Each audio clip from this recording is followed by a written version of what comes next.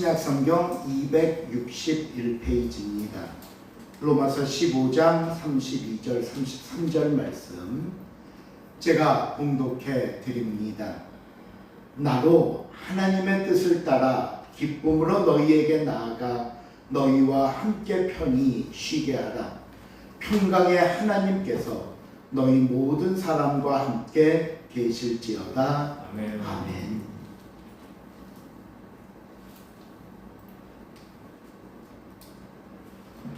로마서는 모두 16장으로 이루어져 있습니다.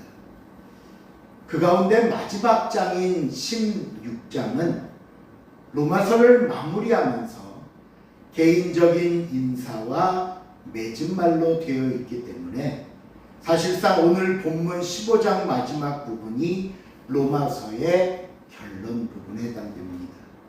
그러면서 바울은 또한 본문을 통해서 로마서를 기록한 목적과 로마 교회와 성도들에게 하고자 하는 이야기를 본문에 담은 것입니다. 우리가 본문으로 들어가기에 앞서 그럼 오늘 본문은 어떤 내용들로 구성되어 있는가 몇 가지로 구분해서 살펴볼 필요가 있는데요. 첫 번째는 22절에서 24절까지로서 로마로 가기를 원하는 바울의 간절한 소원이 담겨 있고요. 두 번째는 25절에서 27절까지로서 로마로 가려는 마음을 잠시 접어두고 예루살렘으로 가야만 하는 이유를 밝히고 있습니다. 그리고 세 번째 28절 29절에서는 내가 이제 이 예루살렘의 일을 마치면 곧바로 너희 로마로 가겠다는 의지를 다시 한번 밝히고 본문의 마지막 30절에서 34절까지는 바울이 자기 자신을 위해 기도 부탁을 하면서 오늘 본문 그리고 15장을 마무리하는 것을 우리가 볼 수 있습니다. 이렇게 네 가지 오늘 본문이 구조로 되어 있다는 것을 여러분 기억하시면서 이제 본문으로 들어가 봅니다. 자, 첫 번째, 바울이 로마에 가고자 했던 간절한 마음과 이유입니다. 우리 22절, 23절 같이 한번 읽어볼까요? 그러므로 시작. 그러므로 또한 내가 너희에게 가려하던 것이 여러 번 막혔더니 이제는 이 지방에 일할 것이 없고 또 여러 해 전부터 언제든지 서바나로 갈 때에 너희에게 가기를 바라고 있었으니 이는 바울은 로마에 관한 상황을 들었을 때부터 로마를 가고 싶었습니다. 그곳에 들려서 로마 교회도 둘러보고 또 성도들을 격려하는 일이 필요했기 때문이고요. 또 한 가지는 거기 나오듯이 23절 하반절에 기록하듯이 로마를 거쳐서 서바나, 요즘은 스페인까지 복음을 전하고자 했기 때문입니다. 우리가 바울의 전도 여행기를 담은 사도행전을 보면요, 바울이 로마로 들어가는 것으로 말씀이 마무리됩니다. 그러다 보니까 바울의 전도 여행이 로마에서 마무리된 것으로 생각할 수 있지만 이후에 일어나는 몇 가지 상황들을 살펴볼 때 바울의 여정의 네 번째 4차 전도 여행이 있었을 것으로 생각이 됩니다. 로마에 2년 동안 구금되었던 바울은 우리 성경에는 언급되지 않았지만 좋은 결과로 구금 생활에서 풀려났던 것 같습니다. 그래서 이후에 자유의 몸이 된 이후 로마를 중심으로 약 4년에서 5년간 전도 활동을 하다가 그 장소를 옮겨 마게도냐와 지중해 연안으로까지 전도 지역을 넓히게 됩니다. 이때 오늘 본문에서 언급하면서 자기의 소원이라고도 밝혔던 그 서바나, 스페인까지 전도가 이루어진 것으로 이야기하고 있습니다. 그러기에 바울은 자기 선교 사역의 마지막 종착역으로 여겼던 스페인 전도를 위해 오늘 로마 교회와 성도들의 도움이 필요하다라고 말을 하는 겁니다. 내가 서바나까지 가기 원하는데 로마에 들려서 스페인까지 전도하기를 원하는데 그러기 위해선 지금 당신들의 도움이 필요하다는 겁니다. 그게 24절입니다. 읽어볼게요. 이는 시작. 이는 지나가는 길에 너희를 보고 먼저 너희와 상의로 얼마나 기쁨을 가진 후에 너희가 그리로 보내주기를 바랍니다. 그 마지막 부분을 보시면 너희가 바울인 나를 그리로 서바나 스페인으로 보내주기를 바란다라고 얘기하고 있잖아요. 이것은 로마 교회와 성도들의 도움을 부탁하는 말입니다. 내가 이제 스페인에 전도 선교하고 싶은데 여러분의 도움이 필요합니다. 그럼 구체적으로 어떤 도움을 말하는 것인가? 로마 교회와 성도들이 바울 자신을 스페인 선교를 위해 후원하면서 파송해 주기를 원한다라는 말입니다. 바울이 처음 1, 2차 전도 여행을 떠날 때는 안디옥 교회가 파송을 했습니다. 여기 파송이라는 말은요, 전도를 보내면서 선교를 보내면서 기도 후원과 함께 선교 활동에 필요한 여러 가지 재정적 도움도 함께 후원하는 것을 이야기하는 겁니다.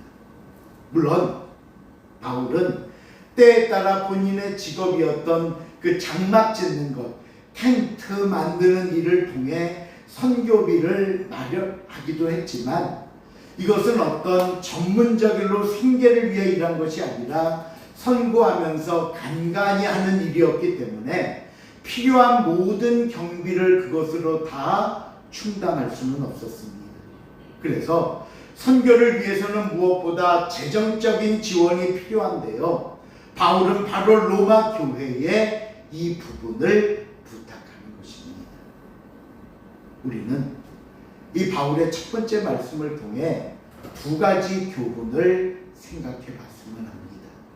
첫째로 바울이 스페인 선교를 간절하게 원했듯이 오늘 저와 여러분에게도 이 스페인과 같은 전도 대상자들을 한번 생각해 보는 시간이 되었으면 좋겠습니다. 우리 주변에 아직도 복음을 듣지 못한 사람들이 있습니다. 반드시 복음을 듣고 예수께로 인도되어져서 구원받고 하나님의 자녀됨의 축복을 누려야 할 많은 대상자들이 있지 않습니까? 여러분, 그 대상자들을 향한 간절한 마음을 품으십시오. 대상자들을 놓고 하루도 빠짐없이 기도하십시오. 기회가 있는 대로 예수님을 소개하며 복음 전하기를 힘쓰시기를 바랍니다.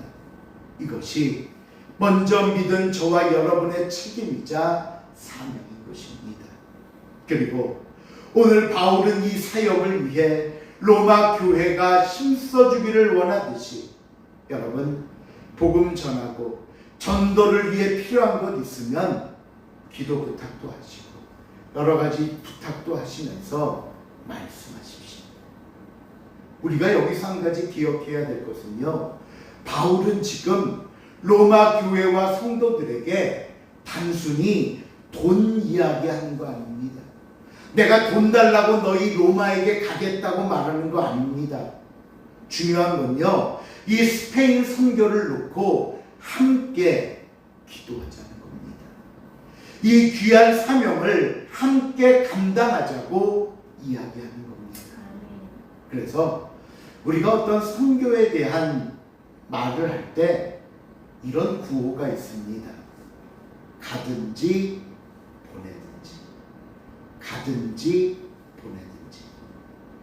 우리 중 누구는 직접 그 전도 현장에 가서 복음을 전하는 선교사로 택함을 받았는가 하면요, 가면 선교사.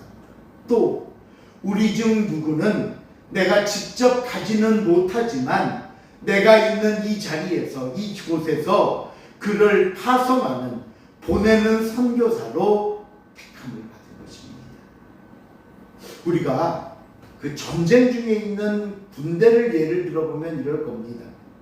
어떤 부대는 적진에서 현장에서 직접 전투를 벌이는 군인들이 있는가 하면요, 어떤 부대는 후방에서 대포와 같은 화력으로 지원 사격하는 부대가 있고요, 또 어떤 부대는 전장에서 싸우는 군인들을 위해 보급품을 나르며 지원하는 부대들도 있지 않습니까? 선교도, 복음 전하는 것도 마찬가지입니다. 여러분, 현장에서 복음 전하기 위해선 나 혼자만 감당할 수 있는 거 아닙니다. 뒤에서 기도로 협력하는 사람들, 때로는 전도에 필요한 것들을 준비해서 지원하는 사람들, 이렇게 모두가 한마음 한뜻으로 협력하는 아름다운 공동체의 모습이 필요했던 것입니다. 그러기에 바울은 이 중요한 사명과 책임을 로마 교회와 성도들이 함께 해주기를 간절한 마음으로 부탁했던 것입니다. 하지만 우리가 아까 앞에서 봤듯이 두 번째로, 이렇게 로마로 가고 싶은 이유와 마음은 간절했지만 이런 자신의 마음만 앞세워 곧바로 로마로 돌아갈 수는 없었습니다. 왜냐하면 그 두 번째 이유가 25절, 26절에 나옵니다. 그러나 시작. 그러나 이제는 내가 성도를 섬기는 일로 예루살렘에 가노니 이는 마게도냐와 아가야 사람들이 예루살렘 성도는 가난한 자들을 위하여 기쁘게 얼마나 연보하였습니다. 이게 무슨 상황이냐면요, 예루살렘에 큰 흉년이 든 적이 있었습니다. 그러니 당연히 예루살렘 교회나 성도들도 어려웠겠죠. 그때 이 소식을 들은 바울이 그 이방 여러 교회에 우리 예루살렘 교회가 이렇게 어렵고 성도들이 힘드니 사랑의 헌금을 좀 모금합시다 라고 이야기를 했고, 이 소식을 들은 이 본문에 나오는 마게도냐 지방과 아가야 지방의 성도들이 물질을 모아 헌신을 했던 겁니다. 연보, 헌금을 한 겁니다. 그래서 바울은 이렇게 성도들이 모아준 이 헌금을 전달하기 위해 당장이라도 로마에 가고 싶지만 우선은 예루살렘으로 가야 하게 됐다고 말하는 겁니다. 이 상황들을 기록한 게 고린도 후서에 조금 더 자세하게 나오는데, 몇 곳쯤 고린도후서 8장 1절과 2절을 한번 읽어볼게요. 고린도후서, 형제들아 시작. 형제들아, 하나님께서 마게도냐 교회에 주신 은혜를 우리가 너희에게 알게 하노니 한간의 많은 시련 가운데서 저희 넘치는 기쁨과 극한 가난이 저희로 풍성한 연보를 넘치도록 하게 하였느니라. 그러면서 또 한 가지 중요한 말씀을 이어가는데, 오늘 본문 27절로 가시면요, 이렇게 말합니다.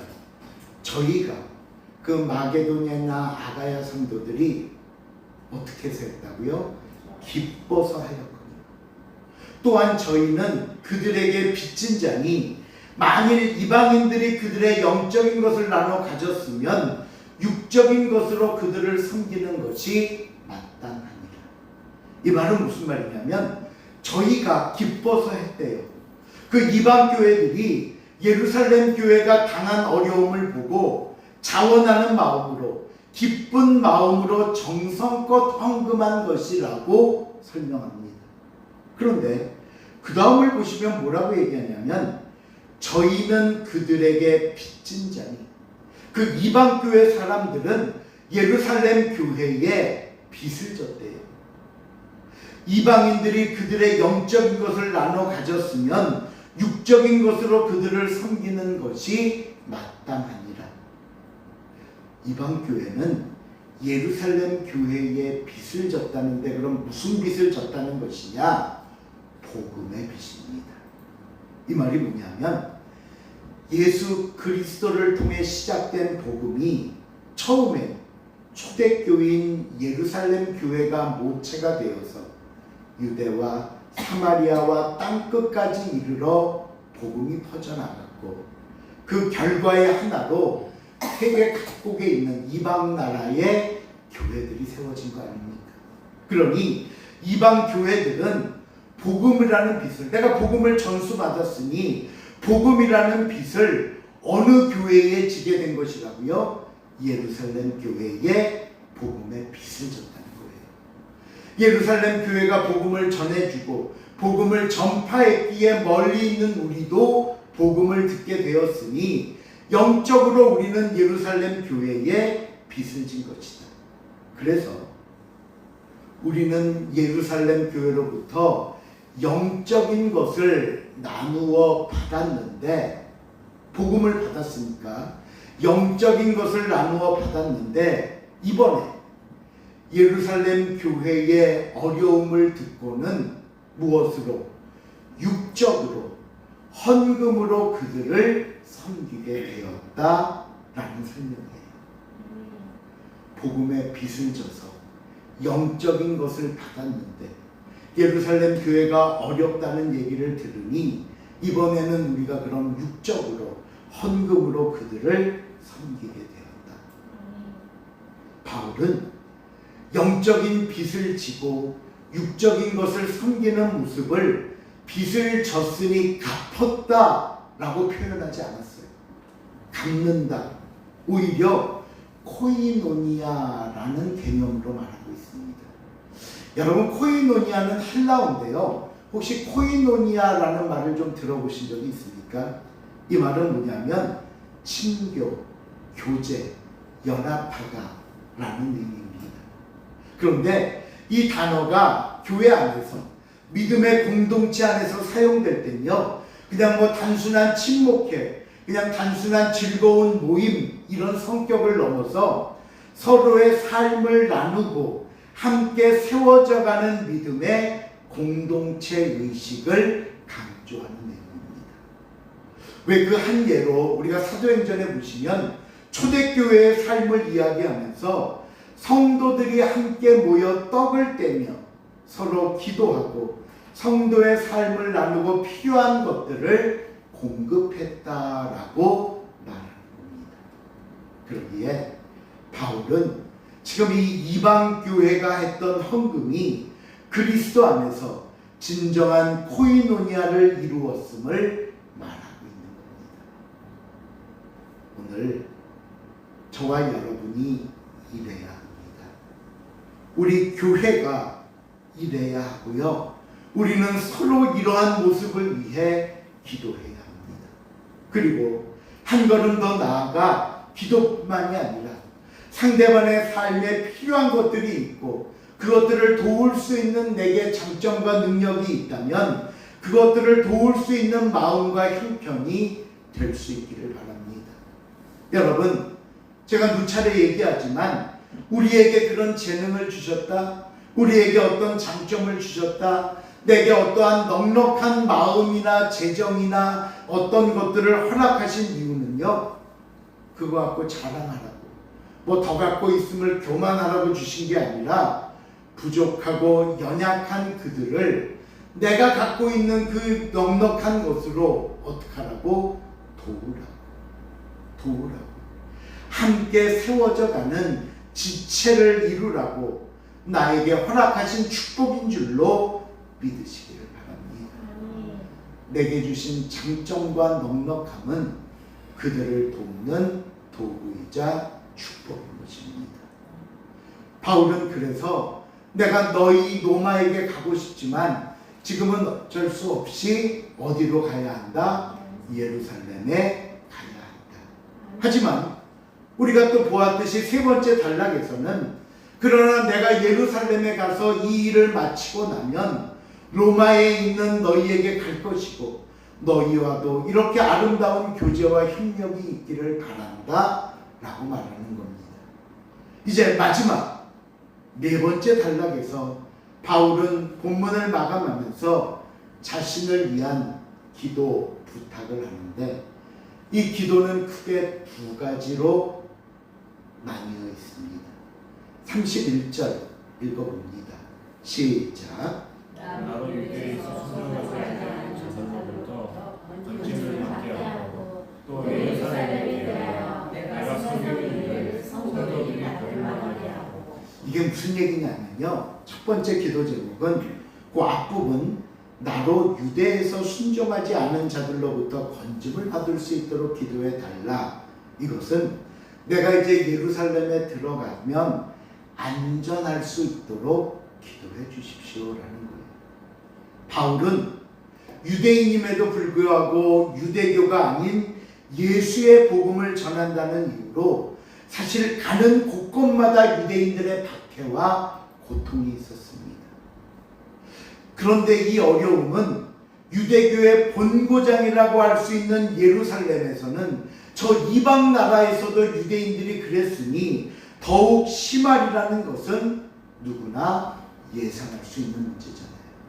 그래서 예루살렘에 가는 여정을 보면 성도들이 바울에게 가지 마십시오. 생명이 위험할 수도 있습니다. 만류하기까지도 했어요. 실제로 바울이 예루살렘에 도착해서 성전에 들어가자 수많은 군중들이 바울을 죽이려고 했고요. 유대교의 열성파인 40명은 바울이 지나는 길에 매복했다가 바울을 죽이려고까지 했던 적이 있습니다. 하지만 하나님의 도우심과 성도들의 기도로 바울은 끝까지 안전할 수 있었습니다.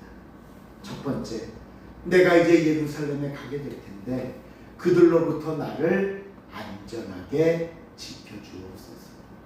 두 번째 바울의 기도는 그 31절 하반절에 보니까요, 예루살렘에 대하여 내가 섬기는 일을 성도들이 받을 만하게 하고 라고 했습니다. 이 말은 또 무슨 얘기냐면 이번엔 또 반대예요. 예루살렘 교회에 있는 성도들 중에는 바울이 이방인들에게 복음 전하는 것을 못마땅하게 여기고 반대하는 사람들이 있었습니다. 특별히 그 중에 그런 이유 중에 하나는요, 바울이 이방인들에게 전도하면서 유대교들로부터 전달되었던 전통을 무시하고 바울 마음대로 하고 다닌다는 불만이 있었던 거예요. 뭐 할례도 안 받아도 되고, 뭐 우상에게 바쳤던 제물 먹어도 되고, 이런 것들을 지키지 않아도 된다고 바울 마음대로 가르치고 있다는 겁니다. 그러다 보니까 바울이 어떤 걱정을 하고 있었냐 하면 이 이방인들이 보낸 헌금을 혹시라도 예루살렘 교회가 거부하고 받지 않으면 어떻게 하나 하는 걱정이 있었던 겁니다. 그래서 두 번째 기도 제목은 내가 가지고 가는 이 헌금을 교회에서 기쁘게 받아줄 수 있도록 기도해 주십시오라는 내용이었던 거예요. 그러면 결과는 어땠을까요? 여러분, 예루살렘 교회가 이 바울이 가져간 헌금을 받았을까요? 안 받았을까요? 받았겠죠. 분위기 받아야겠죠. 사도행전 21장 17절입니다. 시작. 예루살렘의 이름이 형제들이 우리를 기꺼이 영접하노라. 예루살렘에 갔더니 그 예루살렘 형제들이 우리를 어떻게 했다고요? 기꺼이 영접했다. 이어지는 19절 20절입니다. 바울이 시작. 바울이 명령하고 하나님이 자기의 사역으로 말미암아 이방 가운데서 하시기를 낱낱이 말하니 그들이 듣고 하나님께 영광을 돌리고. 예. 바울이 내가 이방 교회를 세우고 거기서 했던 내 복음과 설교와 내 신학적 이야기들을 했더니 예루살렘 교회가 듣고 인정하고 하나님께 영광을 돌리고. 하나님은요, 바울과 성도들의 기도를 들으셨습니다. 예루살렘 교회가 바울을 진심으로 맞이하면서 그의 사역을 나누고 하나님께 영광 돌리는 결과를 만들어 주신 겁니다. 여러분, 이것이 기도의 힘입니다. 아니, 특별히 우리에게 중보 기도가 필요한 이유고, 중보 기도를 통해 함께 기도하며 사정을 나눌 때 기도하는 공동체의 역사하시는 하나님의 능력과 힘이 넘칠 줄로 믿으시기를 바랍니다. 그러기에 왜 우리 교회가 매달 마지막 주 오후 예배를 중보 기도회로 하잖아요. 오늘도 주보에 보시면 중보 기도 카드 있잖아요. 여러분이 공개할 수 있는 건 공개하는 날에, 또 혹시라도 공개할 수 없고 목사 혼자 조용히 기도해 주기를 원하는 거 있으면 비공개란에 해서 제출하십시오. 합심해서 기도할 때, 함께 합력하여 기도할 때 그 안에 큰 은혜와 축복이 넘칠 줄로 믿습니다. 말씀을 맺습니다. 우리는 오늘 말씀을 통해 세 가지 교훈을 들었습니다. 첫째, 전도 대상자에 대한 마음과 복음의 열정을 다시 한번 일깨워 주셨습니다. 둘째, 아름다운 교회, 아름다운 성도의 공동체는 코인oni아입니다. 셋째, 우리가 협력하고 도와야 할 가장 중요하면서 가장 큰 일은 기도해 주는 겁니다. 특별히 중보하는 겁니다. 이것이 우리의 책임이자 사명임을 다시 한번 깨닫고 하나님이 우리에게 모아주신 이 예드림 교회 안에서 그리고 믿음의 공동체 안에서 이 귀한 일들이 계속되어지기를 주님의 이름으로 축원을 드립니다. 기도하시겠습니다. 사랑의 하나님, 감사합니다. 오늘도 우리에게 귀한 예배 허락하시고 귀한 말씀을 통하여 듣고 깨달을 수 있는 은혜 주신 것 감사를 드립니다. 이런 복음의 열정이 있게 하시고 그들을 향한 마음속에 함께 기도하며 선교에 협력하며 주의 영광을 이루어갈 수 있도록 도와주시옵소서. 감사드리오며 예수님의 이름으로 기도하옵나이다. 아멘.